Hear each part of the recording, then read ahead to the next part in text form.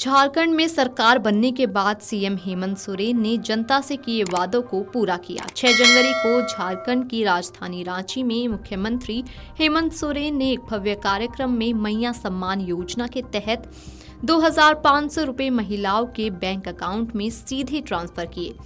इस योजना को लेकर महिलाओं में जबरदस्त उत्साह देखा गया। इस दौरान हेमंत सोरेन ने झारखंड की जनता को संबोधित भी किया। सोरेन ने कहा कि जब हमने महिलाओं को 1000 रुपए देने का काम किया तो हमारा बहुत मजाक उड़ाया गया। इसके आगे उन्होंने क्या कुछ कहा, आइए आपको सुनाते हैं। जब हमने इस राज्य में महिलाओं को 1000 रुपया देना शुरू किया तो हमारे विरोधी हमारा मजाक उड़ाते थे।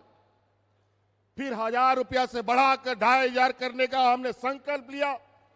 उस समय भी मजाक उड़ाते थे और उन्होंने भी अपना झूठा वादा राज्य के और देश की जनता के समक्ष रखा कि हम भी 2100-2200 रुपया देंगे।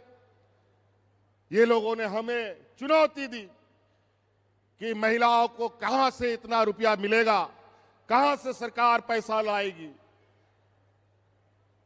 कई नेताओं के साथ हमारी बातचीत हुई, हमारे विपक्ष के लोगों के साथ। उन्होंने हमसे पूछा इतना रुपया कहां से लाओगे, तो हमने भी उनसे पूछा जो तुम राज्य की जनता को बताते हो कि हम इतना रुपया लाएंगे तो तुम कहां से लाओगे। तो वो लोग क्या बोलते थे मालूम है, अरे चुनावा हो जाने दीजिए ना, उसके बाद सोचेंगे देंगे कि नहीं देंगे।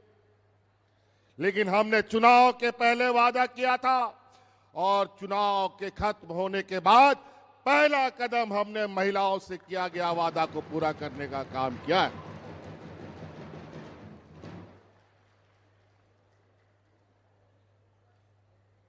कई राजनीतिक दल संगठन इतने झूठे वादे करते हैं, इतने लोगों को दिग्भ्रमित करते हैं, सपने दिखाते हैं।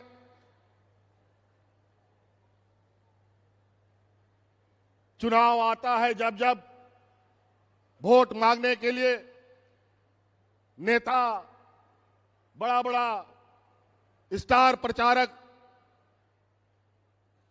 गांव में, शहर में पुरुषों से ही वोट मांग करके चले जाते थे।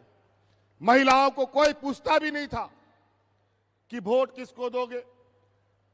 और महिलाएं भी जहां पुरुष वोट करते थे वही वोट उनका भी जाता था। लेकिन हम आपको सलाम करेंगे कि इस चुनाव में आप लोगों ने हमारी बात मानी और आप लोगों ने विचार और सोच पहले से ही बना रखा था कि फिर से हम लोग महागठबंधन की सरकार बनाएंगे।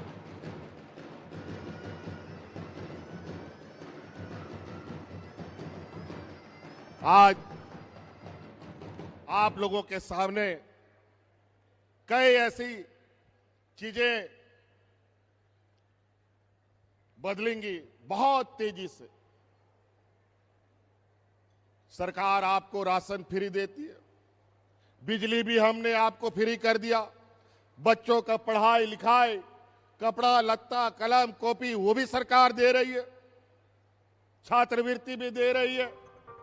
इसके साथ ही उन्होंने आगे कहा कि अब महिला सरकारी अनाज से केवल अपने परिवार का पेट ही नहीं भरेंगी बल्कि अपनी जरूरतों की चीजें भी खरीद सकेंगी, पौष्टिक आहार भी खरीद सकेंगी, बच्चों को कोचिंग दिला सकेंगी, उच्च शिक्षा भी दिला सकेंगी।